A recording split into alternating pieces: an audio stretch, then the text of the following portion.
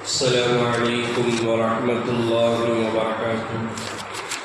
الحمد لله رب العالمين والعاقبة للمتقين والصلاة والسلام على نبي المرسلين وعلى آله الطيبين وأصحابه الطاهرين وكلهم أجمعين، أما بعد، فأعوذ بالله من الشيطان الرجيم.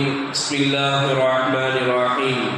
فقال الله عز وجل: ألم يأن للذين آمنوا أن تخشع قلوبهم لذكر الله وما نزل من الحق ولا يكونوا كالذين أوتوا الكتاب من قبل فطال عليهم الأمد فقست قلوبهم وكثير منهم فاسقون. وقال نبينا صلى الله عليه وسلم: اقرأوا القرآن وابكوا فإن لم تبكوا فتتابكوا. رواه ابن ماجه. صدق الله مولانا العظيم وصدق رسوله النبي الكريم ونحن على ذلك من الشاهدين والشاكرين والحمد لله رب العالمين. கண்ணியத்திற்கும் மிகுந்த மரியாதைக்கும் உரித்தான அல்லாஹ்வின் நல்லடியார்களே, இன்றோடு தராவி தொழுகையில் 27 ஜுஸுகள் முடிவடைந்திருக்கிறது. அல்ஹம்துலில்லாஹ். மீதமுண்டான குர்ஆனுடைய வசனங்களை கேட்கக்கூடிய பாக்கியத்தை அல்லாஹ் ஜல்லஷானஹு தஆலா நம் அனைவருக்கும் தந்தல் புரிவானாக. ஆமீன். கண்ணியத்திற்கும் மிகுந்த மரியாதைக்கும் உரித்தான அல்லாஹ்வின் நல்லடியார்களே, அலட்சியம் என்பது மிகவும் ஆபத்தான ஒன்று. உதாரணமாக, நம்மளுடைய வீட்டிலோ அல்லது கடையிலோ ஒரு சுவிட்ச் போடக்கூடிய அந்த பாக்ஸிலே கரண்ட் வறுமையானால் நாம் கொஞ்சம் அலட்சியமாக இருந்தால் அந்த அலட்சியம் இருக்கிறதே யாருடைய உயிருக்கும் சேதம் உண்டாக்கிவிடும். உதாரணமாக, நாம் சுற்றுலா தலங்களுக்கு செல்லலாம். உதாரணமாக, குற்றாலத்திற்கே நாம் செல்லலாம். செல்லும் பொழுது திடீரென்று கனமழை ஏற்பட்டு வெள்ளப்பெருக்கு வந்து விடலாம். ஆனால் காவல்துறை அதிகாரிகள் முன்பாகவே சொல்லி விடுவார்கள், வெள்ளப்பெருக்கு ஏற்பட காரணங்கள் இருக்கிறது, ஏற்படலாம் என்பதாக சொல்லும் பொழுது மனிதன் நினைக்கிறான், இல்லை நான் எப்படியோ தப்பிச்சு வந்துடுவேன் அப்படின்னு அலட்சியமாக இருப்பாரையானால் அங்கே என்ன நடக்கும்? அங்கே ஆபத்துகள் நிகழ்ந்துவிடும், உயிர் சேதங்கள் ஆகிவிடும்.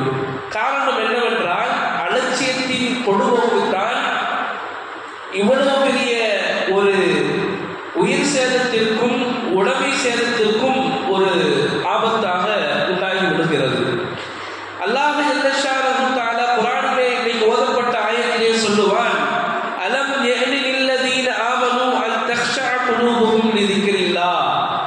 அல்லாஹ்வுடைய ஞாபகங்கள் வந்தும் கூட, வமா நஸல மினல் ஹக்கி, குர்ஆன் இறங்கி அதை ஓதப்படுகிற பொழுதும் கூட உங்களுக்கு உள்ளம் நடுங்கக்கூடிய அந்த நேரம் இன்னும் வரவில்லையா என்பதாக அல்லாஹ் ஜல்லஷானஹு தஆலா குர்ஆனிலே கேட்பான்.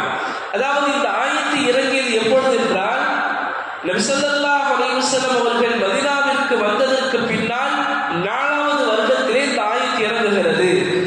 இதை கேள்விப்படுகிற சஹாபாக்களுடைய உள்ளம் நடுநடுங்க ஆரம்பித்தது. சொல்லப்படுகிறது, சஹாபாக்கள் எல்லாம் அழுதார்கள். ஏன், இந்த ஆயத்து எப்படிப்பட்ட ஆயத்து தெரியுமா? அல்லாஹ் கேட்கிறான், குர்ஆனுடைய இத்தனை வசனங்கள் அருளப்பட்டதற்கு பின்னால் கூட நீங்க அலட்சியம் செய்கிறீர்களா? நீங்கள் அலட்சியம் செய்கிறீர்களா? என்னுடைய நாமம் சொல்லப்பட்டதற்கு பின்னாலும் கூட நீங்க அலட்சியம் செய்கிறீர்களா? எனக்கு பயப்படுவதில்லையா என்பதாக அல்லாஹ் ஜல்லஷானஹு தஆலா குர்ஆனிலே கேட்பான். என்ன காரணம்? அல்லாஹ் பின்னாடி சொல்லி காட்டுவான். அதாவது, உங்களுக்கு முன்னால் சில சமுதாயங்களில் நாங்கள் வேதங்கள் கொடுத்தோம். ஆனால் அந்த சமுதாயங்கள் அந்த வேதத்தை அருளப்பட்டதற்கு பின்னாலும் கூட அதை தன்னுடைய முதுகுக்கு பின்னால் போட்டுவிட்டார்கள். சில காசுகள் பணங்களுக்காக வேண்டி அதை விற்று விட்டார்கள். அவர்கள் என்ன செய்யல? அதை எடுத்து அவங்க நடக்கல. இதனின் காரணத்தினால அவருடைய உள்ளங்கள் இருக்கிறதே அது கடுமையாக ஆகிருச்சு. அவர்கள் பாவிகளாக ஆகிவிட்டார்கள். அதே போலத்தான் இந்த குர்ஆனை நான் உங்களுக்கு அருளி இருக்கிறேன். ஆனால் நீங்கள்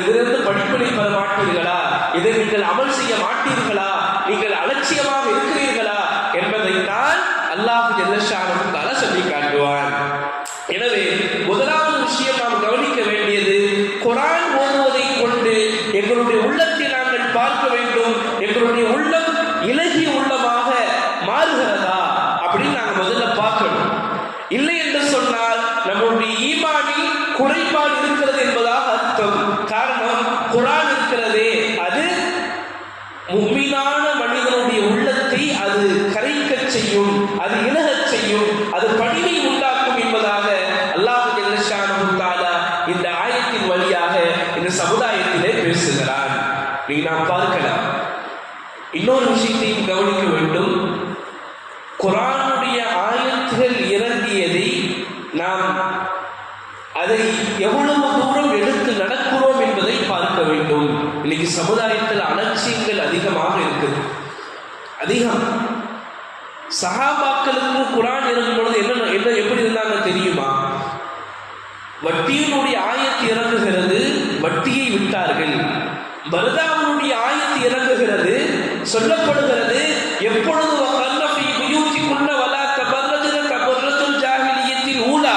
நீங்கள் மடமை காலத்தில் சுற்றித் திரிந்ததை போல நீங்கள் சுற்றித் திரியாதீர்கள் என்பதாக எப்பொழுது ஆயத்து இறங்கியதோ மறுநாள் காலையில் 10 வருஷத்துக்கு அப்புறம் கிடையாது. நாம நினைக்கிறோமா இல்லையா?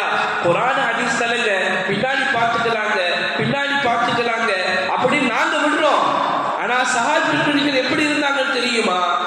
மறுநாள் காலையில் காக்கைகள் கூட்டம் எப்படி கருப்பு கடலிலே செல்லுமோ அதே போன்று எல்லா பின்பணிகளும் தனக்கு முன்னால் பர்தாவை அணிந்து கொண்டு சென்றார்கள். அடுத்த நாள் காலையில் எப்பொழுது குர்ஆனுடைய வசனம் காதிலே விழுந்ததோ அப்பொழுது முதல் கொண்டு அவர்கள் அமல் செய்ய தொடங்கிவிட்டார்கள். ஆனால் இன்றைக்கு சமுதாயம் அலட்சியத்திலே இருக்கிறது. அதைத்தான் ரப்பு அல்லாஹ் பேசுகிறான். உங்களுடைய உள்ளம் நடுநடுங்கவில்லையா? என்னுடைய வசனங்கள் கேட்டதற்கு பின்னாலும் கூட அல்லாஹ் அதைத்தான் பேசுகிறான். இதோட எத்தனை சட்டங்கள் தெரியுமா? மதுவனுடைய ஆயத்து இறங்குகிறது. சஹாபாக்கள் மத்தியில மது ஹராமாக்கப்பட்டிருச்சு என்பதாக சொல்லப்படுகிறது. அன்றைய நாளில் மதீனாவினுடைய வீதிகளில் மது ஆறுகள் ஓடியது. எல்லா சஹாபாக்களும் தங்களுடைய வீட்டில் இருந்த மது பாட்டிலை எடுத்து, மது பானங்களை எடுத்து எதிரெல்லாம் வச்சிருந்தாங்களோ எல்லாத்தையும் ரோட்ல வந்து கொட்டினாங்க.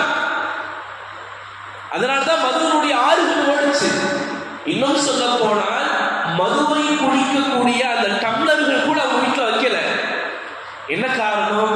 குர்ஆனை கேட்டாங்க, அமல் செஞ்சாங்க.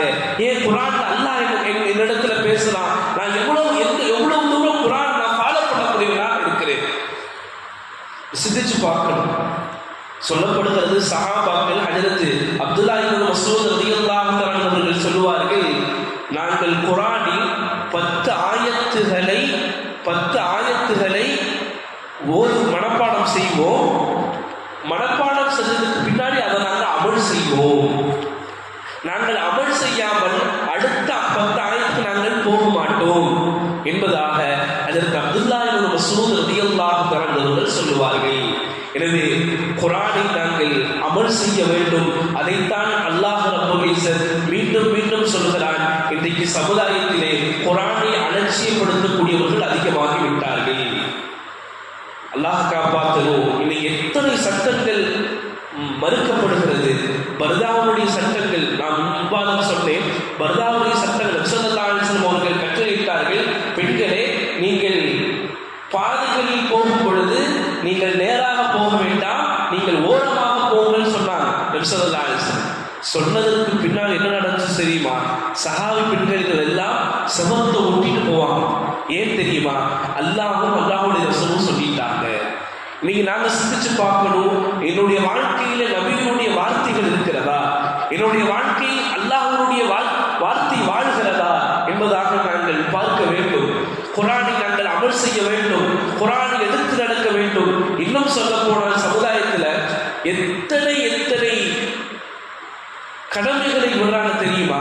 இன்னைக்கு இத்தாவுடைய விஷயம் அல்லாஹ் குர்ஆன் என்ன சொல்றான்?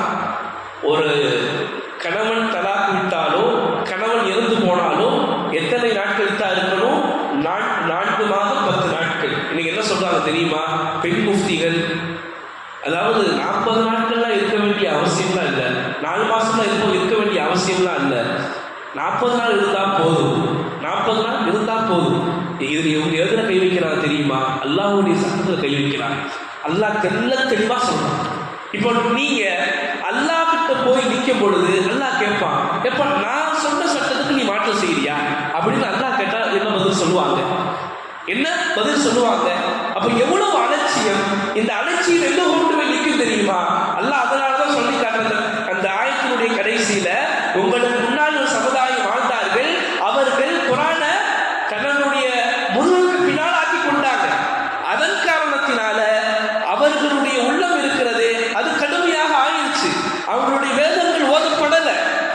குர்ஆன் ஓதுனா எங்களுடைய உள்ளம் இருக்கிறதை இழகணும், எங்களுடைய கண்கள் அழுகணும். இன்னைக்கு அப்படி அழுகுதா? நபி ஸல்லல்லாஹு அலைஹி வஸல்லம் அவர்கள் ஒரு தடவை குர்ஆன் ஓத சொன்னாங்க. ஒரு சஹாபி குர்ஆன் ஓதிக்கொண்டு சூரத்து நிஸா ஓதுனாங்க. ஓதிக்கொண்டே வந்தாங்க. சொன்னாங்க, பக்கத்துல இருந்த சஹாபி, போது நிப்பாட்டுங்க, நபியினுடைய முகத்தை பாருங்க, போது நிப்பாட்டுங்க, நபியினுடைய முகத்தை பாருங்க. நபியினுடைய கண்களில் இருந்து அப்படியே கண்ணீர் தாரை தாரையாக ஓட ஆரம்பித்தது. ஏன் தெரியுமா? குர்ஆன் வசனம் சொல்கிறது, நபியே, நாளைக்கு மறுமையிலே உங்களுடைய சமுதாயத்திற்கு சாட்சியாக உங்களை கொண்டு வந்தால் அந்த நிலை எப்படி இருக்கும் அப்படிங்கிற ஆயத்து தான் அந்த ஆயத்து. சூரா நிஸா 5வது சூரா அல்லாஹ் சொல்லுவான். இந்த ஆயத்தை கேட்ட உடனே நபி ஸல்லல்லாஹு அலைஹி வஸல்லம் உள்ளம் இலக ஆரம்பிச்சது. இதுதான் ஈமானுடைய உள்ளம், இதுதான் ஈமானுடைய உள்ளம்.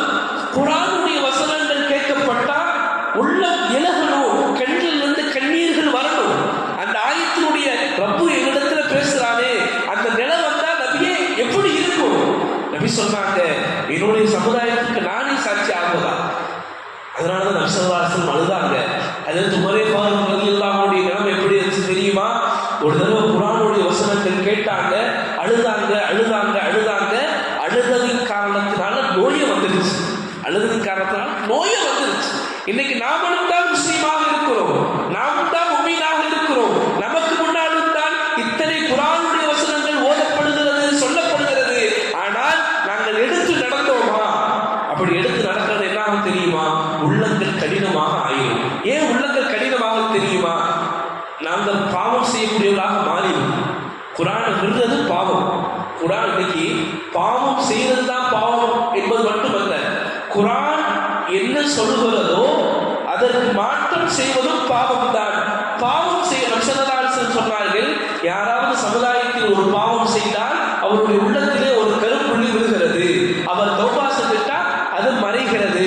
இல்லை என்றால் அது பாவம் செய்ய செய்ய செய்ய அவருடைய உள்ளம் முழுவதும் கருப்பு புள்ளிகளாக நிரம்பி வருகிறது. எனவே இதற்கு பின்னால் அவர்களுடைய காதிலே குர்ஆன் வசனங்கள் ஓதப்பட்டால் அதை கொண்டு உள்ளத்தில் எந்த மாற்றங்களும் உண்டாகாது. அதாவது உள்ளம் கடினம் எதில் இருக்குது? பாவத்தில் இருக்குது. பாவம் எப்பொழுது வருது? குர்ஆனுடைய வசனங்கள் கேட்காமல் சிந்திக்காமல் குர்ஆனுக்கு மாற்றம் செய்கிற பொழுது, குர்ஆனுக்கு அலட்சியம் செய்கிற பொழுது பாவங்கள் ஏற்படுகிறது. உள்ளங்கள் கடுமையாக ஆகிறது. உள்ளங்கள் கடுமையானால் அவர் பாவியாக மாறிவிடுகிறார். எனவே நாங்கள் குர்ஆனுடைய வசனங்களை கேட்கிற பொழுது அழுக வேண்டும். நபி ஸல்லல்லாஹு அலைஹி வஸல்லம் சொல்லி காட்டினாங்க, இக்ராஉல் குர்ஆன, குர்ஆனை ஓதுங்கள், வபுகு, நீங்கள் அழுகுங்கள், ஃபஇல்லம் தபுகு, அழுக முடியலையா, ஃபதபாகு, நீங்கள் அழுகிற மாதிரியாவது முயற்சி செய்யுங்கள் என்பதாக நபி ஸல்லல்லாஹு அலைஹி வஸல்லம் அவர்கள் சொல்லி காட்டினார்கள். அல்லாஹ் ஜல்ல ஷானஹு தஆலா குர்ஆனை கேட்கக்கூடிய பாக்கியத்தை தருவானாக, குர்ஆனை சிந்திக்கக்கூடிய பாக்கியத்தை தருவானாக, குர்ஆனை எந்த முறையில் கேட்க வேண்டுமோ அந்த முறையில் கேட்கக்கூடிய பாக்கியத்தை தருவானாக, குர்ஆனை எந்த முறையில் அமல் செய்ய வேண்டுமோ அந்த முறையில் அமல் செய்கிற பாக்கியத்தை அல்லாஹ் ஜல்ல ஷானஹு தஆலா நம் அனைவருக்கும் தந்து புரிவானாக. ஆமீன். வ ஆகிரு தஅவானா அல்ஹம்துலில்லாஹி ரப்பில் ஆலமீன்.